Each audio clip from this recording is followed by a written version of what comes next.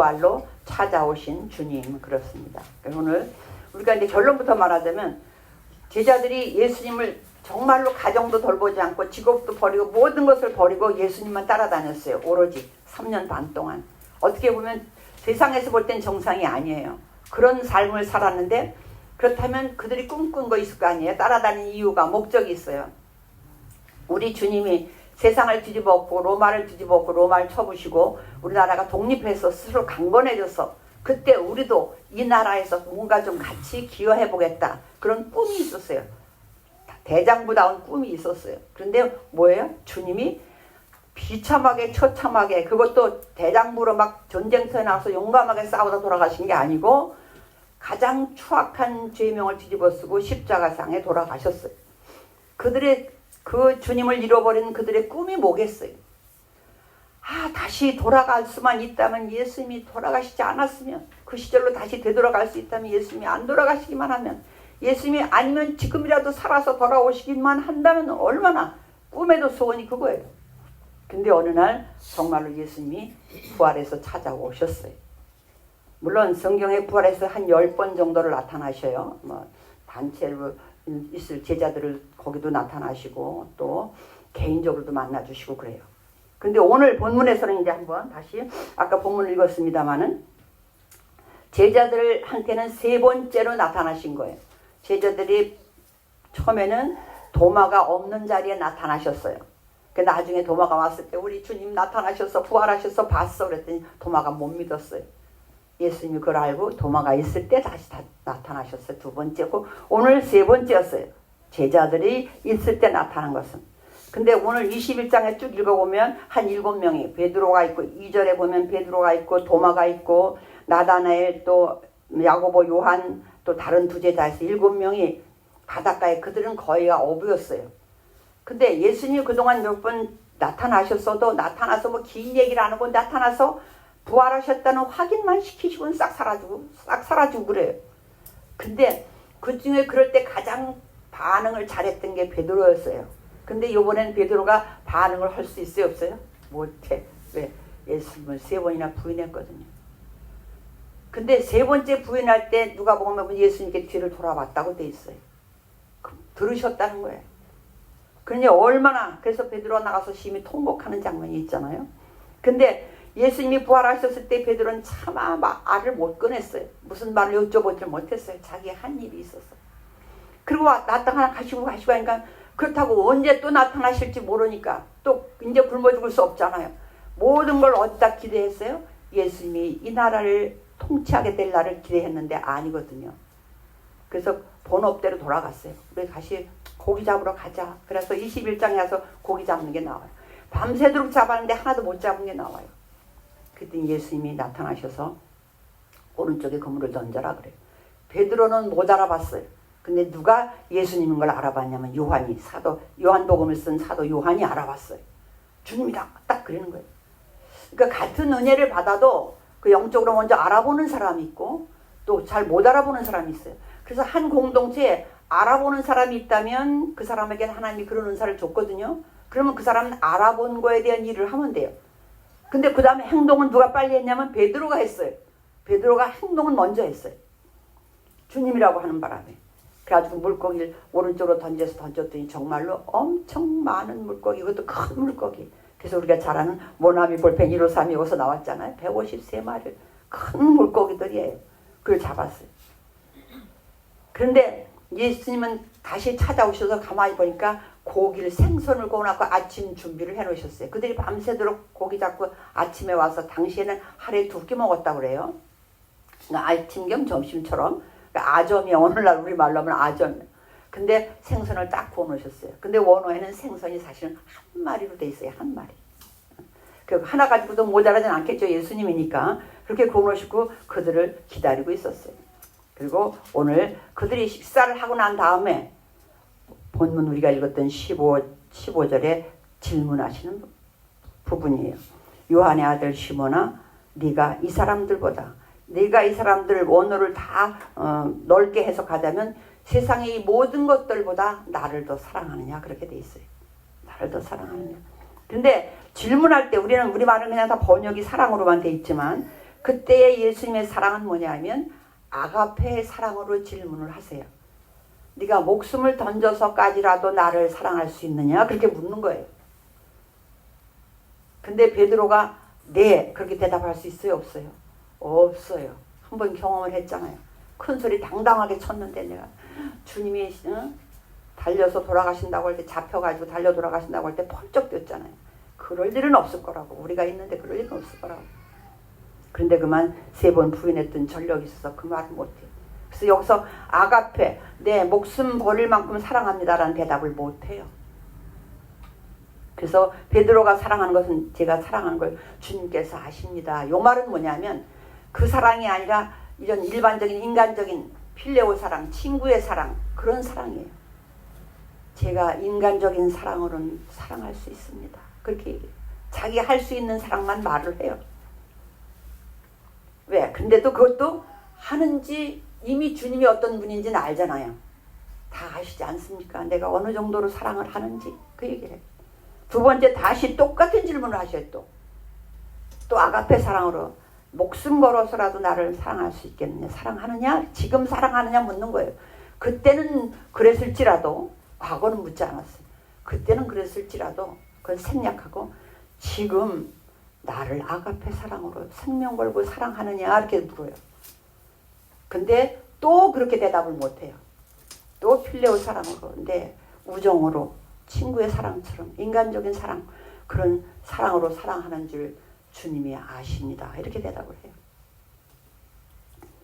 그 세 번째 또 문단을 17절에 세 번째, 그때는 내가 나를 사랑하느냐 할 때 아가페가 아니라 이제 질문을 다르게 하셔요. 예수님이. 이제는 필레오의 사랑, 인간적인 친구의 사랑으로 물어요. 그러니까 뭐예요? 베드로의 수준에 맞춰서 질문을 해요. 그래, 그렇다면 네가 인간적인 의리라도 그럼 날 사랑하느냐? 이렇게 물어요. 근데 이번엔 베드로가 뭐예요? 근심이 돼. 근데 또 물어보니까 얼마나 근심이 되겠어요. 근데다가 사랑의 질문이 바뀌셨어요. 우리 생각에는 내가 바뀌길 원한다고 생각하실 거 아니에요. 질문할 때 네가 왜 계속 그 필레오로 대답을 하냐? 아가페로 대답을 해야지.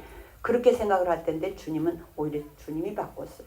우리 수준에 맞는 사랑으로 질문을 했어요. 그래, 그렇다면 네가 인간적으로는 나를 사랑하느냐? 그렇게 지금 묻는 거예요. 지금. 과거에는 어떤 거 묻지 않겠다 그 얘기예요. 그때 근심했어요. 근데 이제는 그래. 주님 모든 것을 아시오매. 주님 아시잖아요.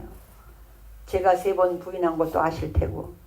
왜? 주님이 들을 때는 3번까지 부인한 걸 못 들을 수도 있어요. 아시는 거지 못 들을 수도 있어요. 인간적으로는.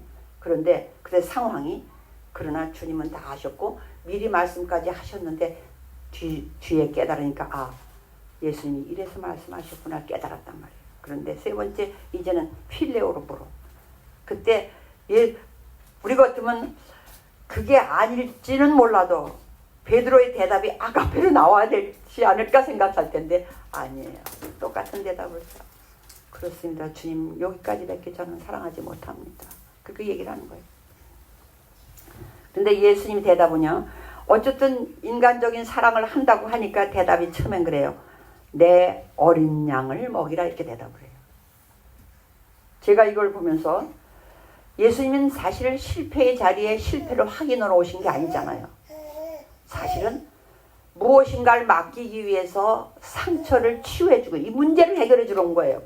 평생 그게 걸려있을까봐, 평생 그것 때문에 닭고기도 안 먹을까봐, 닭이 우는 소리 듣고 그것 때문에 닭고기도 안 먹을까봐, 그렇게 하면 안 되겠으니까 치유해주고 싶어서, 오늘날 우리가 말하면 마음의 상처를 사실은 치유해주고 싶어서 끊어졌던 것 같은 먹먹한 서먹한 관계를 다시 연결해주고 싶어서 예수님이 찾아오신 거예요. 그래서 회복하기 위한 질문을 하신 거예요. 근데 뭐라고 말하냐면 사랑한다고, 사랑하는 걸 주님 아시잖아요.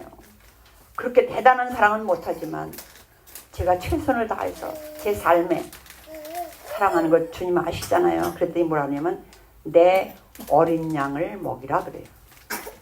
지금 예수님에게 있어서 이 세상에서 가장 예수님에게 있어서 보물은 뭐예요?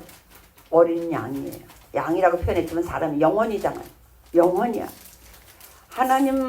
하나님이시면서 이 땅에 오셔서 돌아가시기까지 할 때의 그 목적이 뭐였냐면 영혼을 구원하기 위해서였잖아요. 근데 그 일을 다 이루었어. 이미 다 이루었어요. 다 이루어 준 것을 누군가에게 맡기고 떠나야 돼. 제가 이 설교를 준비하면서 내가 회사를 지금 키워가고 있는데, 오늘날로 말하면 회사를 키워가는 중간에 누구한테 맡기는 거와 회사를 다 키워놨어요. 다 잘해놨어. 그걸 누군가에게 맡기고 그 사람이 잘 경영하기 위해서 내가 떠나야 돼. 그렇다면 그걸 누구한테 맡기겠어요? 정말로 믿을 수 있는 사람 아니면 맡길 수 없어요. 또 오늘날 더 가장 중요한 건 뭐예요? 내가 어딘가 몇 년 동안 어디를 갔다 와야 되는데 내 자녀를 맡겨야 돼. 내 자녀를. 내가 왜 자녀들을 어디 갈 때 그냥 능력이 없는 것 같은, 힘이 없는 것 같은 할머니 할아버지들한테, 엄마 아버지한테, 부모님에게 맡기고 그리고 외국을 떠나는가 생각을 해봤어요. 그런데 아무리 노인이고 능력이 없고 재정 능력도 없다 하더라도 내 자녀를 가장 사랑해 줄 수 있는 것, 내가 그렇다고 믿을 수 있는 사람은 부모밖에 없는 거예요. 남은 아무리 친해도 남한테 맡길 수가 없는 거예요. 지금 양을 맡긴다는 얘기는 내가 가장 사랑하는 보물을 누군가에게 맡겨야 돼요. 그 사람을 찾는 거예요. 예수님이 베드로에게 와서 그 얘기를 하고 있는 거예요. 내가 내 양을 먹이라. 내 어린 양을 먹이라. 어린 양은 뭐 우리가 잘 아는 것처럼 아직 이제 영혼 구원 받아서 이제 하나님의 나라에 들어온 사람들 이제 앞으로도 수도 없이 많을 텐데, 먹이라는 건 말씀이거든요. 말씀으로 그들을 양육해라 그 소리. 어린 양, 그 다음에 16절엔 내 양을 치라 그렇게 됐어요. 치는 건 뭐 보호한다, 인도한다 그런 차원이에요. 그러니까 그 보호하고 인도하고 키우고 말씀으로 키워. 다시 세 번째 가서 다시 양을 먹이라는 건 말씀을 강조를 했어요. 말씀으로 그들을 키워야 되는데, 이 양을 먹일 수 있는 정도라면은 용서 그 이상이에요. 용서가 아니에요. 이건 완전 신뢰하지 않으면 가장 귀한 보물, 그 엄청난 결정을 예수님이 하는 거예요. 우리가 볼 때 예수님이 우리에게 성도들을 맡겼다는 얘기는 우리에게 엄청난 결정을 해주신 거예요. 우리가 상상하는 것보다 귀한 보물. 우리가 예를 들어서 100만 원만 맡겨도 뭐 현금을 100만 원씩 가진 사람 별로 없지만, 그전에는 다 은행이 제대로 돼 있지 않고 그럴 때는 현금을 가지고 있었잖아요. 항아리에 묻어놓고 막 그랬잖아요. 그래서 성경에 나오는 거 보면 어떤 때 왜 땅속에 보물을 묻어놓다든지 진주를 묻어뒀다든지 얘기가 나오잖아요. 당시에는 어디다, 또 집에다 두면 강도가, 또 옛날엔 강도가 더 많았어요. 그럼 어디다 해야 돼? 어딘가에 묻어둬야 돼. 가장 묻어두기 좋은 게 어디요? 내 소유의 밭에. 그런 데다 묻어놓는 거예요. 그런데 어느 날 또 땅이 있는 사람들은, 꽤 부자인 사람들은 사람을 사서 땅을 갈아야 되잖아요. 갈다 보니까 누가 딱 갈았는데 보니까 뭐가 딱딱 소리 나. 파보니까 뭐가 들었어? 항아리 속에 은전이 가득 들었어. 그럼 어떻게 해요? 그대로 나만 아는 비밀이야. 어디 표시는 해놔야겠죠. 어디쯤에 그 항아리에다 다 묻어놔야 돼. 묻어놓고 와서 막 있는 돈 없는 돈을 다 해가지고 그냥 그 집 주인한테 땅 팔으라는 거. 땅 팔으라고. 그 사람은 내가 거기 보물 숨어있다는 게 하도 오래전부터 숨겨놨기 때문에 깜빡할 수 있어요. 잊어버릴 수도 있고.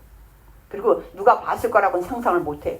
근데 이 사람은 봤어. 그래서 와가지고 그냥 오늘날로 말하면 대출까지 얻어서 사야 돼. 그게 성경에 나온 얘기들, 예화들이에요. 돈이 그런 식이에요.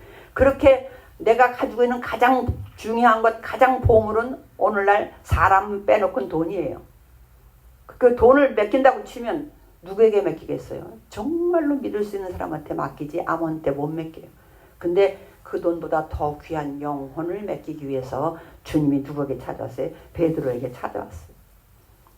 그래서 오셔서 질문한 것은 뭐냐? 사랑에 대한 거. 이 모든 것이 뭐냐면, 근데 감당할 수 있는 힘이 사랑 이외에는 없어요.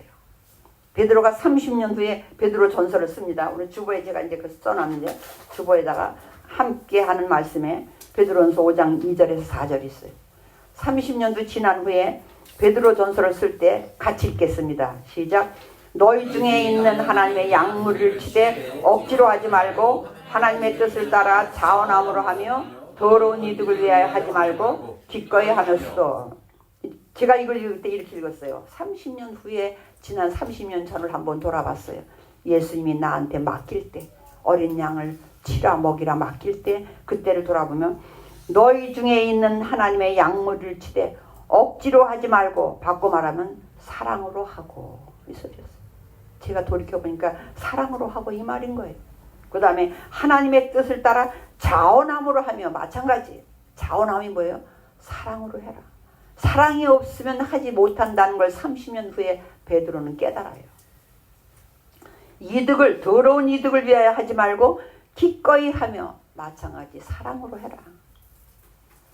우리가 전도하고 뭐 어제 저희 어머니네 갔더니 길에서 젊은이가 한 40대 초반 이렇게 된 양복을 정장을 참 이쁘게 차려 그냥 마이크를 대고 그 사거리에서 막 크게 하더라고. 집안에 있는데도 쩡쩡 울려. 예수님에 대한 복음을 전하는 거예요. 혼자 원고 없이 마이크를 잡고 하더라고. 한 30분은 혼자 막 하더라고. 대단한 사람이죠. 그리고 3절 시작. 맡은 자들에게 주장하는 자세를 하지 말고 양무리에 본이 되라. 이것도 사랑인 거예요. 사랑이 아니면 하지 못한다는 것을 베드로가 깨닫는 거예요. 왜? 그때 예수님이 왜 다른 질문도 많은데 너 내가 일을 맡기면 하겠느냐? 지금은 괜찮다. 걱정하지 마라. 근데 너 연약함을 안 돼. 다른 말을 다 할 수 있었을 거예요. 근데 예수님이 굳이 사랑하냐고만 물었어요. 근데 베드로가 훗날 깨닫고 이렇게 글을 쓰는 거예요. 그래서 사랑으로 하는 건 뭐예요? 본이 되게 돼 있어요. 사랑이 아니면 둘 중에 하나야. 대가를 기대하거든요. 그러면서 4절. 그런데 우리가 원하는 대가는 뭐냐? 시작. 그리하면 목자장이 나타나실 때 시들지 아니하는 영광의 관을 얻으리라. 우리는 영광의 관이라서 뭐 어마어마한 거라고 생각하시지만 천국에서 사는 게 영광의 관이에요. 천국에서 사는 자체가. 예수님과 같이 사는 자체가 영광의 관이에요. 우리가 할 수 있는 건 뭐냐면 사랑으로 해라. 뭐든지 하나님께서 맡겨주신 일은 사랑으로 해라. 사랑으로 하면 우리는 하나님 나라에서 살 수 있는 특권이 주어진다. 지금 이걸 뭘 비교해서는 안 되겠지만 전쟁이 일어나는 날 사람들은 얼마나 불안하겠어요. 얼마나. 수백 명, 수천 명이 막 요즘 무기는 무서운 무기잖아요. 한 번 떨어지면. 그전까지 총알을 해가지고 한 방에 한 사람 맞추고 이런 시대가 아니란 말이에요. 그런 나라든 어느 지구촌 한쪽에서는 그렇게 무섭게 그런데도 우리는 가만히 앉아서 예배드려. 가만히 앉아서 잔치할 거 다 해. 뭐 할 거 다 해. 이 석유 파동 나는 바람에 요새 태국에서 뭐 호르무즈 해협을 배가 하나 지나갔다고 그랬는데 통과했다 그랬는데 장례식장에 화장이 멈췄다는 거예요. 화장을 못했다는 거예요. 그러니까 호르무즈를 해야 통과하게 해준 것 같아요. 그래가지고 되겠냐고. 오늘 우린 예수님 이 세상에서 할 수 있는 것, 전쟁을 멈출 수 있는 것 뭐예요? 사랑밖에 없어요. 사실 이 예수님의 사랑밖에는 없어요. 다른 건 되지가 않는 거예요. 오늘 요한이 마지막까지도 쓰면서 우리에게 또 베드로전서에 썼던 것처럼 요한도 예수님에 대한 거 쓰면 너무너무 사건이 많아서 너무너무 쓸데가 없다고 좀 써있어요. 오늘 주보에다 제가 써놨어요. 아래. 예수께서 제자들 앞에서 이 책에 기록되지 아니한 다른 표적도 많이 행하셨으나 오직 이것을 기록한 목적이 뭐냐면 영생을 얻게 하랬다. 이걸 믿고 믿어서 영생을 얻게 하려고 했다. 이렇게 그러면서 너무너무 많은 기적을 행하셔서 책으로 한다면 이 세상을 다 쌓아놔도 모자란다는 거예요. 3년 반 동안 하신 일이 그래요. 오늘 우리는 예수님께서는 부족한 사랑, 예수님이 원하는 건 아가페 사랑이었지만 필레오의 사랑, 인간적인 사랑이라도 하는 그 베드로를 선택을 해서 그 사명을 주어서 아가페 사랑의 사람으로 변하게 하시는 일을 주님이 하시더라는 거예요. 저와 여러분이 뭐 엄청난 거 있어서가 아니라 우리가 할 수 있는 건 뭐예요? 사랑 하나만 있으면 돼요. 사랑 하나만 있으면 돼요. 인간적인 사랑이라도 있으면 돼요. 그 대신에 주님이 부르실 때 우리가 할 수 있는 게 뭐예요? 고백하고 순종하는 거죠. 그 이후에 베드로는 정말로 순종했어요. 우리가 코바디스 알잖아요. 심지어 로마에 가서 로마의 복음을 전해야 되는데 로마에 있는 거 너무 위험해. 그래서 로마로 자꾸 가게 되면 자꾸 돌아서 나오잖아요. 나오다가 주님을 만났다고. 주님 어디 가니? 내가 처음에 주님 어디 가십니까? 왜? 지금 위험하니까 다른 데로 가야 되는데 주님은 로마를 향해서 가시더라는 거예요. 그 베드로가 베드로고 네가 두려워서 도망간 로마로 내가 숨겨 죽으러 간다 그러시더라고요. 그래서 그때 알았습니다. 제가 다시 들어가겠습니다. 로마 가서 순교했다고 나오잖아요. 그게 코바디스 영화로 나오는. 그렇습니다. 우리는 이제 우리가 할 수 있는 것은 뭐냐 하면 예수님이 오늘날도 예수님 우리에게 물으십니다. 뭐냐 그러면 네가 나를 사랑하느냐 그렇게 물어요.